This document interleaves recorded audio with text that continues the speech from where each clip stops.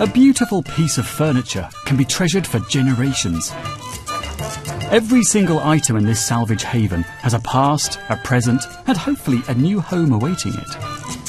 But what connects them all, however unassumingly, is a chain of design know-how that stretches back through the centuries. Each table, chair, even a humble chest of drawers owes a debt to the craft and design ingenuity of those that came before. And in the right hands, the techniques used by artisans of the past can create and inspire the furniture of the future. A brand new gallery at the V&A aims to celebrate these techniques and reveal the many different ways in which furniture is actually made. To the untrained eye, it's often easier to be seduced by the surface than the secrets underneath. But with over 200 diverse pieces on display, this exhibition presents an explosion of ideas and innovations, ranging from a 3,500-year-old Egyptian table leg to pieces constructed by a 3D printer. I've invited 4 design graduates in the Royal College of Art to come and explore this collection and show me how some of the remarkable pieces here connect with what they do. Charlotte Kingsnorth turns her obsession with voluptuous female forms into striking chairs. Perhaps no surprise then that the upholstery section of the gallery has caught her eye. So what's so fascinating about this chair? Well, this chair is a replica of this, which was made in the 18th century in England. It just shows what lies beneath the silk material on top. You can see all the guts. You can see beneath. Yeah, you can see the guts spilling out. So how does seeing all of these different works from all the different periods, how does it sort of inform your work? Looking at each of these chairs, you know, I'm always thinking, oh, how could I just rip it apart and you know, maybe still use the same body parts, but, you know, rejumble it and create a new chair. Oscar Wanless and Atua Aparicio work together as Silo Studio and have a unique approach to casting, using one-off material moulds to create quirky tactile pieces. Here they've been drawn to more traditional examples of their technique. So, Oscar, Atua, hi there. You pick casting. Which bits have you picked out of all of these? We picked these 2 chairs. Why in particular these 2? This one because it's a very old way of molding metal. This technique it's been used since the Bronze Age. Sand casting.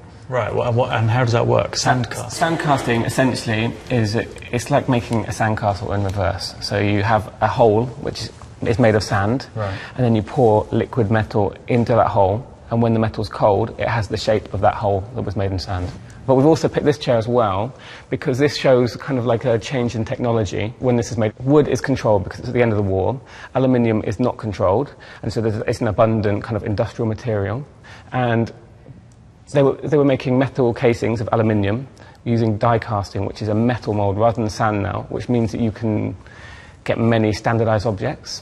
And that means you can make multiples very quickly. So how do these 2 chairs connect with what you do and how you work in casting? One thing that we really love about both these materials is they really show how it's been made. If you have a little bit of knowledge, you can see that they've been pressed into sand or that's been die cast. And that's something we really try and show in our work, is to show how it has been made. Our last designer is Sam Weller, who started his career in the pioneering world of industrial design. But his love of natural materials led him away from the computer and into the workshop. So it's somewhat ironic that he's been transfixed by the most cutting-edge object in the whole exhibition. So Sam, you've picked digital manufacture. Yes. The great future for design, or so I keep hearing. Yes. So why have you picked this piece? In comparison to a lot of the other objects here, this is very much the most contemporary piece for me. How does it work then? You'd build a 3D model in a virtual world on a computer, and then you essentially print that with this machine, which consists of a bath of resin, which reacts to ultraviolet light. Each layer of this is built over the course of time, and it steps down, and what you're left with is this solid object. It's like magic. I mean, to me that just sounds like magic. I imagine people at home listening to this, hold on, they're printing stuff out of liquid. Yeah, but I think it's a pretty incredible technology. In amongst the array of futuristic and more traditional furniture on show here, I think there's one really unexpected piece that these young designers have overlooked. Ta-da! Exciting. It's a piece of good old-fashioned IKEA furniture. What do you think? I mean, should it be here? IKEA is probably in most homes across the country, and so it's very relevant. I mean, I think the downside of IKEA furniture is that you buy it because it's cheap and you're furnishing a new flat, and then when you move on, you've got a bit more money, you know, people chuck them away. But it's an important point that, you know, it is actually about design as fashion, and it is, you know, a lot of it's kind of very cheaply done. Really, you do throw you know, it away. it's, you know, to design a piece of furniture that you would hand down in generations, that's something that I really look at and aspire to. Well, listen, thank you all very much for opening my eyes to some of the techniques. And Thank you. Thank you. Yeah.